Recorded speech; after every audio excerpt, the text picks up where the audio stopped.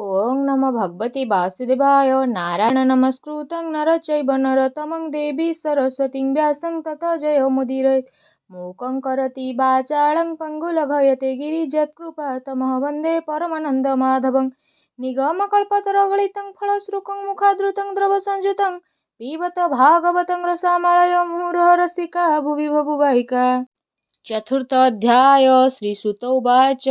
एमन्ते भागवत बाणी सुत मुनिଙ୍କ मुखु ଶୁଣି मुनिଙ୍କ मध्य कर्म सिद्धि ସୌନକ ନାମ କୁଳବୁଧ ସର୍ବ ମୁନିଙ୍କ ଅବଧାନେ ପୁଛନ୍ତି ମଧୁର ବଚନେ। ସୈନକ ଉବାଚ। ହେ ସୁତ ତୁମ୍ଭ ମହାଧୀର ବଳକା ଜନମ ଦେବର ଜାହ୍ନବୀ ତଟେ ରାଜା ଆଗେ ଶୁକ କହିଲେ ବ୍ରହ୍ମ ଭାଗେ।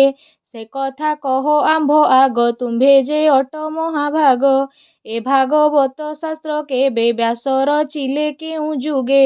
କାହାର ବୋଲେ କାହିଁ ବସି କି ଭାବେ କି ହେତୁ ଉଦ୍ଦେଶୀ। ଶୁକ ଯେ ତାହାଙ୍କ କୁମର ସମଦରସି ସତ୍ୟସାର। ଏକାନ୍ତ ମତି ରାତ୍ର ଦିନେ କୃଷ୍ଣ ମହିମାର ପ୍ରସନ୍ନେ। ନିର୍ମାୟା ମୂଢ଼ତା ପ୍ରତୀତି ଲକ୍ଷ୍ୟ ପାରେ କେହି ଗତି। ଯାହାର ଆଗମନ କାଳେ ଦେବ କାମିନୀ ଥିଲେ ଜଳେ। ଉଲଗ୍ନେ ଥାଇ ତାଙ୍କୁ ଦେଖି ଧାଇଁଲେ ସ୍ନାନକୁ ଉପେକ୍ଷି। ଦେଖିବା ଅର୍ଥେ ଜଳ ତଟେ ମିଳିଲେ ଶୁକଙ୍କ ନିକଟେ। ବ୍ୟାସଙ୍କୁ ତାଙ୍କ ପଛେ ଚାହିଁ ଜଳେ ପଶିଲେ ବେଗେ ଯାଇ। ସ୍ୱଭାବେ ସିଦ୍ଧ ଯେ ଯୁବତୀ ଜାଣନ୍ତି ସର୍ବ ପ୍ରାଣୀ ଗତି। ଏମନ୍ତ କନ୍ୟାଗଣେ ଚାହିଁ ବ୍ୟାସ କହନ୍ତି ଖେଦ ପାଇ। ଦେଖି କନ୍ୟାଙ୍କ ମୂଢ଼ ମତ ଚଞ୍ଚଳ ବ୍ୟାସଙ୍କର ଚିତ୍ତ। ପୁଣି କ୍ଷଣକେ ପାଇ ଶାନ୍ତି କନ୍ୟାକୁ ଚାହିଁ ପଚାରନ୍ତି। ଓଇଲ ମୋର ପୁତ୍ର ଚାହିଁ କିମ୍ପା ଓଇଲ ଜଳେ ଯାଇ। ଏ କିସ ତୁମ୍ଭର ବେଭାର ଏ ଶୁକ ମହର କୁମର। ତରୁଣ ବୟସ ଏହାର ଏ ବୁଦ୍ଧ ଶରୀର ମହର। ବ୍ୟାସ ବଚନେ ନାରୀ ଗଣେ ତକ୍ଷଣେ ନମିଲେ ଚରଣେ। କହନ୍ତି ବ୍ୟାସ ମୁଖ ଚାହିଁ ସଂସାର ତାର ହୃଦେ ନାହିଁ। ସ୍ତ୍ରୀ ପୁରୁଷ ନ ଜାଣନ୍ତି ସମସ୍ତ ଏକ ଭାବେ ଚିନ୍ତି। ତୁମ୍ଭେ ଯେ କହ ଆମ୍ଭ ବୁଧ ବିଷୟା ରସେ ଅଛି ସଧ। ଏ ଘେନି ଓଇଲୁ ଅନ୍ତର ଆମ୍ଭର ଦୋଷ କ୍ଷମା କର। ଏମନ୍ତେ ଗଲେ ନାରାୟଣ ଶୁକ ରହିଲେ ସେହି ବନ। ସୈନକ ଉବାଚ। ହେ ଶୁକ ମୁନି କିସ କାଜେ ପ୍ରବେଶ କଲେ କୁରୁ ରାଜେ। ଉନ୍ମତ୍ତ ଜଡ଼ ରୂପ ବହି ତାହାକୁ କେହି ନ ଜାଣଇ। କେମନ୍ତ ପରୀକ୍ଷିତ ତୁଲେ ମିଳିଲେ ଜାହ୍ନବୀର କୂଳେ।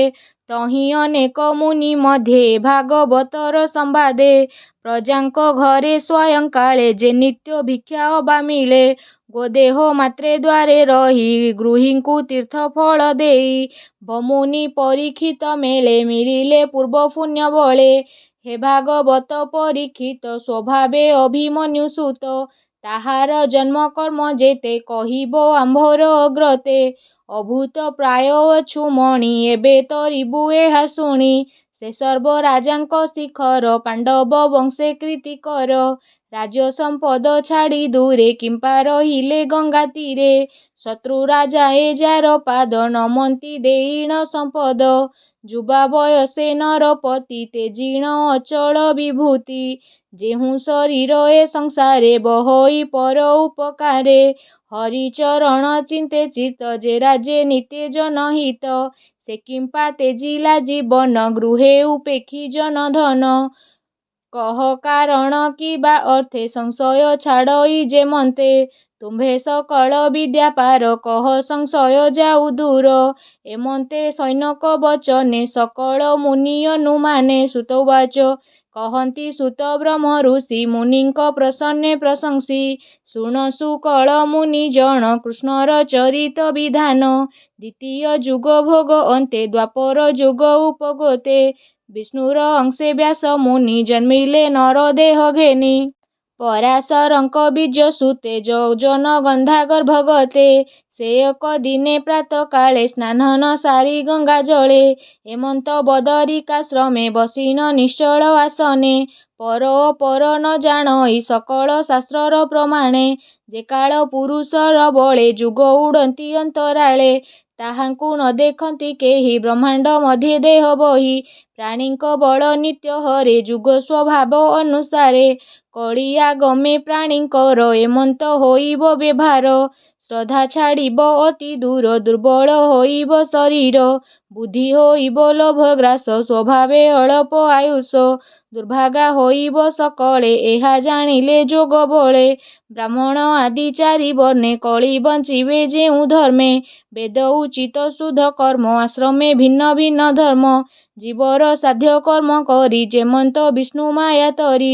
ଧର୍ମ ସାଧିବ ଯଜ୍ଞ ମତେ ଏମନ୍ତ ଭାଳି ମୁନି ଚିତେ।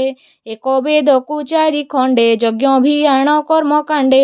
ଋକ୍ ଯଜୁର୍ ସାମ ଅଥର୍ବ ଏ ରୂପେ କିକ ଭିନ୍ନ ଭାବ। ପଞ୍ଚମ ବେଦ ଇତିହାସ ଯେହୁ ପୁରାଣେ ଅଷ୍ଟଦେଶ। ପଳାଇ ମୁନିଙ୍କୁ ଆଣିଲେ ପ୍ରଥମ ବେଦ ପଢ଼ାଇଲେ। ଜୈମିନୀଙ୍କୁ ଦେଲେ ସାମ ଯଦୁକୁ ବୈଶମ୍ପାୟନ। ଅଙ୍ଗିରା ମୁନି ଅଥର୍ବେଣ ମପିତା ରହଣମକ୍ଷଣ। ପୁରାଣ ଅଷ୍ଟାଦଶ ହେଲେ ଏମନ୍ତ କର୍ମ ସମ୍ପାଦିଲେ। ଏ ଶିଷ୍ୟ ବିଚାରି ନିଶ୍ଚଳେ ବେଦ ବୃକ୍ଷକୁ ଯୋଗ ବଳେ। ଅନେକ ଶାଖା ଭିଆଇଲେ ଶିକ୍ଷେ ପ୍ରଶିକ୍ଷେ ଶିକ୍ଷା ଦେଲେ। ଅଳ୍ପ ବୁଦ୍ଧିରେ ନର ଯେତେ ବେଦ ଧଇଲେ ଦୃଢ଼ ଚିତ୍ତେ। ତ୍ରିଶୂଦ୍ର ଜନ ଏ ଜଗତେ ଯୋଗ୍ୟ ନୁହନ୍ତି ବେଦ ପଥେ।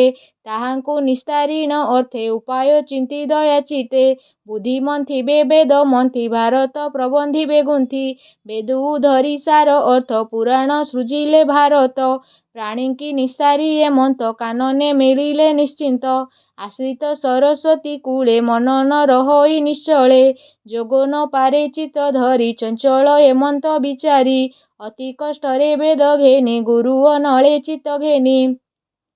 ଯେବା ଭାରତ କଲି ସାର ସ୍ତ୍ରୀସୁତ ମର୍ଜିନ ନିସ୍ତାର। ତେବେ ନିର୍ମଳ ନହେ ମନ ଚିନ୍ତା ଅନଳେ ଛନ ଛନ। ଏ ମନ ଧରିବ କେମନ୍ତ ନିଶ୍ଚଳ କରି ଜ୍ଞାନ ପଥ। କରିବ ଭାଗବତ ଧର୍ମ ଯେନେ ନ ଲାଗଇ ମାୟା ଭ୍ରମ। ଏମନ୍ତ ହୃଦରେ ବିଚାରି ମନକୁ ନ ପାରନ୍ତି ଧରି। ଏମନ୍ତ ସମୟ ନାରଦ ଆସନ୍ତି ଶୁଭେ ବୀଣା ବାଦ୍ୟ। ତକ୍ଷଣେ ସରସ୍ୱତୀ ତଟେ ମିଳିଲେ ବ୍ୟାସଙ୍କ ନିକଟେ। ନାରଦ ଆଗମନ ଦେଖି ତକ୍ଷଣେ ଆସନ ଉପେକ୍ଷି। କେତେହେଁ ଦୂରୁ ଆଗସରି ନାରଦ କରେ କର ଧରି। ବସଇ ଉତ୍ତମ ଆସନେ ପୂଜିଲେ ଅତିଥି ବିଧାନେ। ସେ ବ୍ୟାସ ନାରଦର ପାଶେ ସୃଜନ ପ୍ରବଣ ଆନନ୍ଦେ। ଯାହା ଚିନ୍ତିଲେ ପାପ ନାଶ ନମୋଇ ଜଗନ୍ନାଥ ଦାସ। ଇତି ଶ୍ରୀମଦ୍ଭାଗବତେ ମହାପୁରାଣେ ପରମହଂସ ସଂହିତାୟ ବୈଶିକାୟ ପ୍ରଥମ ସ୍କନ୍ଧେ ନାରଦ ଗମନେ ନାମ ଚତୁର୍ଦଶୋऽଧ୍ୟାୟ।